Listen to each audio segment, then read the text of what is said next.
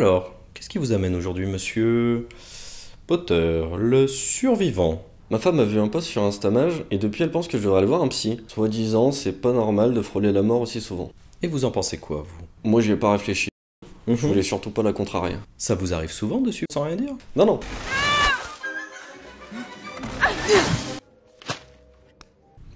Peut-être, des fois. Mais ça m'empêche pas de prendre mes propres décisions. Comme la fois où on a volé la voiture du père de Ron au lieu de lui demander un coup de main. Ou quand j'ai failli me faire virer de l'école parce que j'ai fait gonfler ma tante comme un ballon. Peut-être la fois où j'ai failli tuer Malfoy, mais j'étais en colère aussi. J'ai pas toujours des problèmes, hein. Ça m'arrive aussi de réfléchir.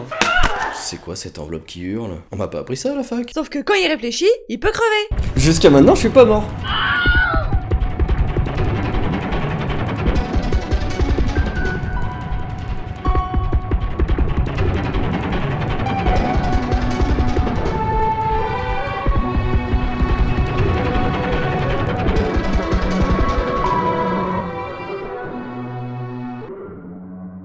Non, ça compte pas.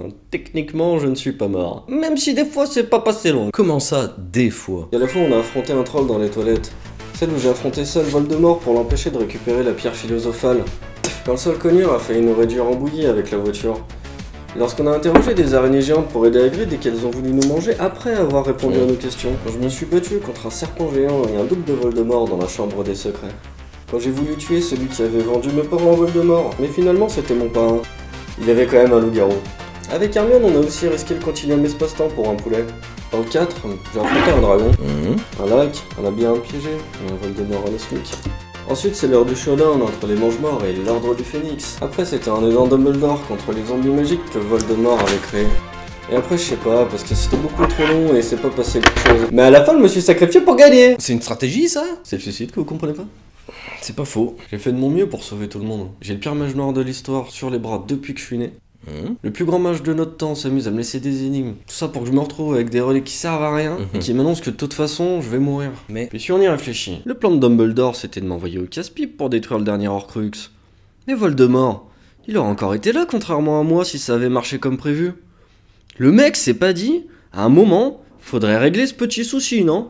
Faudrait prévenir quelqu'un pour qu'il gère Voldemort après qu'il m'ait crevé. Mais Et la baguette de Suro, croyez que Dumbledore il avait prévu le coup?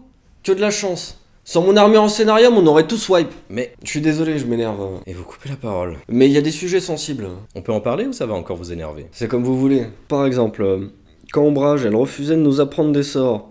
Ou quand on voit le traitement des elfes de maison. Ou les sacrifices faits par Rogue et que tout le monde s'en fout. Ou encore Malfoy, qui faisait ce qu'il voulait comme si le château était à lui. Moi, quand je vois des trucs comme ça, je peux pas m'empêcher d'agir. Et dans ces cas-là, vous prenez le temps de définir le problème, faire un brainstorming des solutions possibles avec vos amis, d'en choisir une pour la mettre en place avant d'ensuite vérifier l'efficacité de votre stratégie. J'avoue avoir tendance à réagir sur un coup de tête et à garder les choses pour moi. Comme quand j'ai arrêté mon entraînement mental avec Rogue sans rien dire à personne, ou quand je me suis sacrifié pour détruire le dernier Horcrux. Puis il y a toutes les fois où on s'est débrouillé avec Ron et Hermione. On a chopé la pierre philosophale, on a ouvert la chambre des secrets, ce genre de choses quoi. Et puis pour le coup, j'étais pas tout seul. Comment ça, vous vous êtes débrouillé? De nuit, tout était permis. Personne ne pouvait me voir. Vous voyez? Et avec ma carte, j'ai pu retourner le château dans tous les sens. Explorer les moindres recoins. Me glisser dans chaque passage secret. M'introduire dans les cachots des Serpentards. Pénétrer le ministère de la magie pour les voler.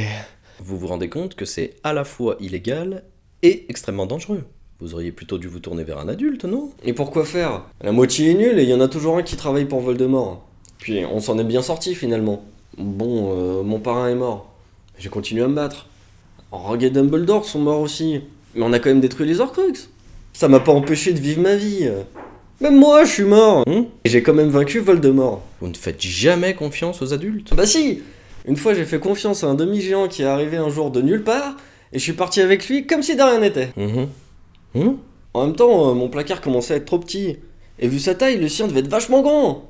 En plus, il m'avait amené un gâteau, alors... Mais vos parents ne vous ont pas appris à ne pas suivre les inconnus avec des gâteaux? Non mais eux, ils se sont fait tuer sous mes yeux quand j'avais 1 an à cause d'une prophétie. J'en parlerai pas, hein. Vous avez grandi où alors? Après mes 11 ans dans le placard, 6 ans d'internat et 1 an de camping. Bah, tout va bien alors? Ah bah super, merci. Mais Et bah voilà, c'est un miracle qu'il s'en sorte aussi bien vu son passif.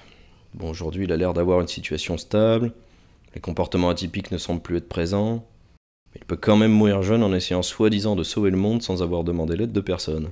En tout cas, je comprends mieux son surnom maintenant. Merci d'avoir regardé cette vidéo, on espère qu'elle vous a plu. N'hésitez pas, si c'est le cas, à vous abonner, à poster un commentaire et nous suivre sur nos réseaux. Ça nous fera hyper plaisir à GPSat et moi-même. À GP s'il vous plaît.